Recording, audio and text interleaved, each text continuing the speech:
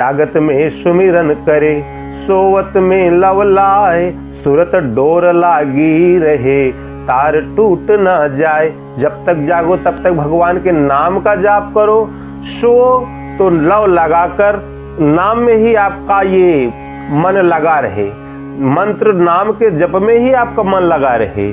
और जब सोकर उठो तो आपकी श्वास, आपका मन इसी श्वास पर रहे, भगवान के नाम के चिंतन पर ही रहे। ये सूरत डोर लागी रहे, तार टूट ना जाए, ये तार न टूटने पावे। किंतु ये आज हमने शुरू किया तो ये अवस्था इतनी जल्दी आपको नहीं मिलेगी। इसके लिए महर्षि पतंजलि कहते हैं कि सतु दीर्घकाल नैरंतर सत्कारा सेवितो दृढ़ भूमि। दीर्घकाल तक निरंतर श्रद्धा और भक्ति पूर्वक किया हुआ साधन ही दृढ़ हो पाता है। अभ्यासेन्तु कौन्तेय वैराग्येण च गृह्यते। अभ्यास और वैराग्य के द्वारा ही ये संभव हो पाता है।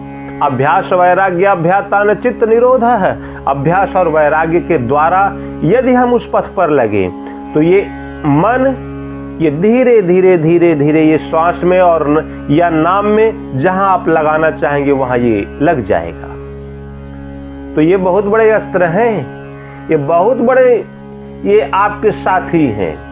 बिना इन साथियों के, बिना इन मित्रों के, अभ्यास और वैराग्य रूपी मित्रों के आपका कोई भी कार्य नहीं हो सकता। कोई भी कार्य आपको करना है तो आपको इन अभ्यास और वैराग्य रूपी मित्रों की सबसे बड़ी आवश्यकता होती है। वैराग्य एक तो होता है राग, राग होता है संसार में, किंतु वैराग्य होता है जो इस संसार से परे उस परमात्मा में जो लगाव होता है वो होता है वैराग्य। और अभ्यास उसी पर हम चलना आरंभ कर दें, बार बार प्रयत्न करें, उसका नाम है अभ्यास। कोई काम हम करना आरंभ कर रहे हैं, हम उस काम को नहीं कर पा रहे हैं, 4, 6, 10 बार प्रयत्न करें, आप बार बार उसी एक काम को करें, धीरे धीरे आप उसी कार्य के विशेषज्ञ हो जाएंगे। किंतु यह अभ्यास से ही संभव हो पाता है।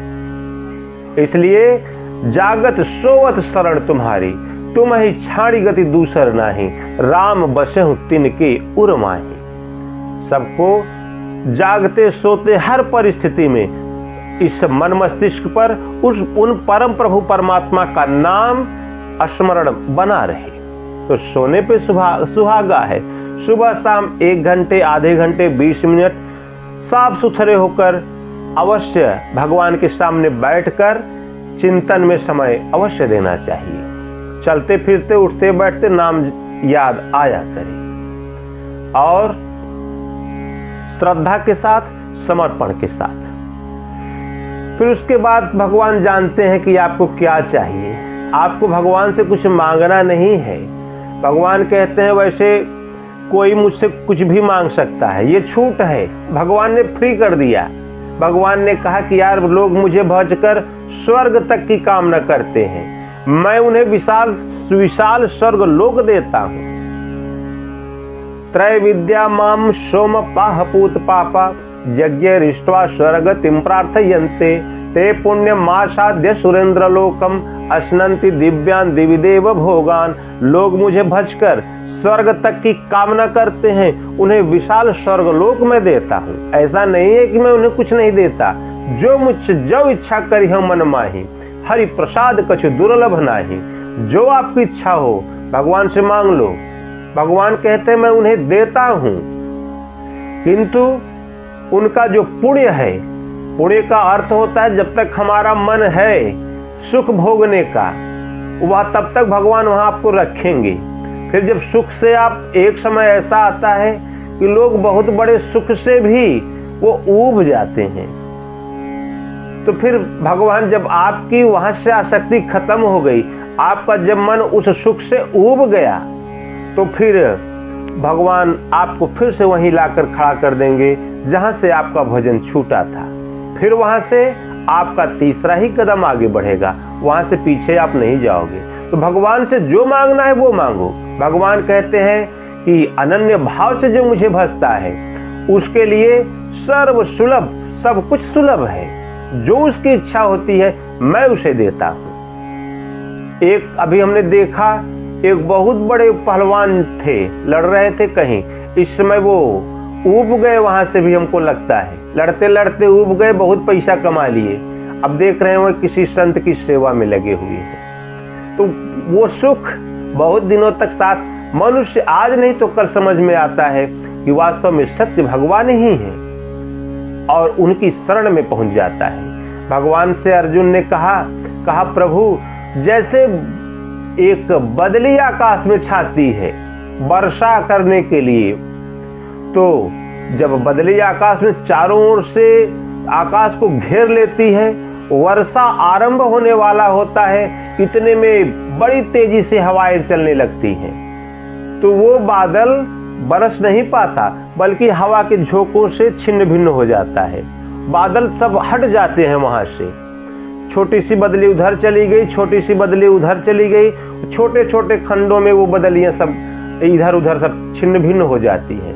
तो वो क्या होता है, वो तो न तो बरस ही पाती हैं और न लौटकर जो मेघों के बड़े जो होते हैं, वो जो बड़े बड़े खंड होते हैं, न तो वो जाकर उनसे मिल ही पाती है। तो अर्जुन कहते हैं भगवान, क्या ऐसा भी होता है कि हमने आपने जो विधि बता दिया कि ओम ओम जपो, राम राम जपो, श्वास का चिंतन करो, श्वास पर ध्यान लगाओ, हमने आरंभ कर दिया, और फिर उसके बाद ये कदाचित हम वहां तक न पहुंच पाए, उन परमात्मा को न प्राप्त कर पाए, तो क्या हमारा यह भजन, हमारा यह परिश्रम, हमारा यह श्रम वो नष्ट हो जाएगा? उस छोटी छोटी बदलियों की भांति कहीं ऐसा तो नहीं कि हमारा सब कुछ हम बिखर जाएं, न भगवान से ही मिल पाए, न इस संसार का सुख ही भोग पाए? भगवान ने कहा कि नहीं अर्जुन, ऐसा कभी नहीं हो सकता। जहां इस जन्म में यदि साधक साधन पथ को समझकर 2 कदम चल भर देता है, तो अगले जन्म में वो तीसरा ही कदम आगे बढ़ाता है। जहां से साधन छूटा था, अगले जन्मों में वहीं से साधन आरंभ हो जाता है। सुचि नाम श्रीमताम गेहे, वो शुद्ध आचरण वाले श्रीमान पुरुषों के घर में जन्म लेता है, और ये संस्कारों के अनुरूप जो उसके अंदर वो अंश आकार है, इति संस्कार है, जो उस परमात्मा का आंशिक आकार जो संचारित हो चुका है, उसके फलस्वरूप वह अगले जन्मों में तीसरा ही कदम रखेगा, आगे बढ़ता चला जाएगा। ये साधना का, इस भजन का, ये स्वल्पमप्यस्य धर्मस्य त्रायते महतो भयात्, यह धर्म का, इस कर्म का स्वल्प आचरण भी तुम्हें जन्म मृत्यु के महान भय से तुम्हारा उद्धार करने वाला होता है, उसका कभी विनाश नहीं होता। इसी प्रकार 2, 4, 6 जन्मों में चलते चलते साधक परम धाम, परम शांति को प्राप्त हो जाता है। इसीलिए भगवान श्री कृष्ण के 10 जन्मों का उल्लेख मिलता है भागवत में, कोई महापुरुषों के 200 जन्मों का मिलता है, कोई महापुरुषों का 24 जन्मों में मिलता है कि उन्होंने आज आरंभ किया और 24वें जन्म में वो तीर्थंकर महावीर भगवान स्वामी, भगवान तीर्थंकर महापुरुष हो गए। तीर्थंकर का अर्थ होता है अपने भी पवित्र और दूसरों को भी पवित्र पावन करने की अवस्था में पहुंच गए। तो इस प्रकार ये न घबराएं कि हम इस जन्म में भजन कर रहे हैं तो फिर अगले जन्मों में इस भजन का ये भजन नष्ट हो जाएगा, ऐसा कदापि नहीं है। ये जो भजन आपने आरंभ किया उसका कभी विनाश होने वाला नहीं है। आपका बस इतना ही कर्तव्य है, आज से अब ही से नाम जप में लग जाएं, सब कुछ भगवान पर छोड़ दें। कह देख भगवान सब आपका है, ये तन मन धन सब है तेरा, तेरा तुझको अर्पण क्या लागे मेरा। सब कुछ भगवान पर छोड़कर मन कर्म वचन छाड़ी चतुराई, भजत कृपा करी है रघुराई। मन से, कर्म से, वचन से छल छदम चतुराई त्याग कर उन परमात्मा के प्रति समर्पित हो जाओ जहां भगवान देखेंगे। इतनी जो हम भगवान को हम धोखा नहीं दे सकते, भगवान से हम कुछ भी छिपाव नहीं कर सकते। इसके लिए आपको समर्पण करना होगा, इसके लिए आपको छल छदम का त्याग करना होगा। तो छल कपट का त्याग करके जहां हम भगवान की शरण में गए तो भजत कृपा करी है रघुराई। उन परम प्रभु परमात्मा का भजन करना हमने आरंभ कर मात्र दिया, कर भर शुरू कर भर दिया, साधना पथ पर चलना हमने आरंभ कर ही दिया, तो वह भगवान तुरंत आपको कृपा करेंगे, आपके सहायक के रूप में आपके साथ चलने लगेंगे। और एक समय ऐसा आता है कि भगवान आज आपको जो लग रहा है कि भगवान पता नहीं है भी कि नहीं, थोड़ी सी हमारी जो ये साधन विधि के अनुसार हमने आचरण आरंभ किया, भगवत पथ पर लग गए, थोड़ी दूरी तय होती है, तो भगवान कहते हैं कि अर्जुन मैं उसके हृदय में निवास करता हूं, और जहां श्रद्धा से उसकी डोर मुझसे लग गई तो मैं उसके हृदय में जागृत हो जाता हूं, मैं उसको अनुभव प्रदान करने लगता हूं, मैं उसको बताने लगता हूं कि बेटा ऐसे करो, ऐसे चलो, ये सही है, ये गलत है, क्या करना है क्या नहीं करना है, वो मैं उसको बताने लग जाता हूं। साधक उसी के अनुसार आचरण करते हुए मुझ तक पहुंच जाता है। भगवान को तो किसी ने देखा नहीं, किसी ने देखा है भगवान को क्या? तो यद्यपि ब्रह्म अखंड अनंता, वह भगवान अखंड है, अनंत है, असीम है, किंतु अनुभव गम्य भजहि तेहि संता, जिनके संशयों का अंत हो चुका है। संत वही हैं जिनके मन में कोई संशय नहीं है, जिनके मन में संशय नहीं है वही भगवान को प्राप्त कर पाते हैं। और संशय आत्मा विनश्यति, जिसके अंतःकरण में भी संशय विद्यमान है, वो कहाँ भगवान को पाएंगे, वो तो अपनी बुद्धि लगाते रहेंगे। एक प्रकरण मिलता है ना रामचरितमानस में, भगवान शिव माता सती पहुंच गई कथा सुनने, अगस्त ऋषि के यहाँ सत्संग करने पहुंच गई, तो अगस्त ऋषि जी ने खूब कथा कहा, भगवान लेकिन सुना केवल भगवान ने ही, माता सती ने तो कोई कथा सुना ही नहीं।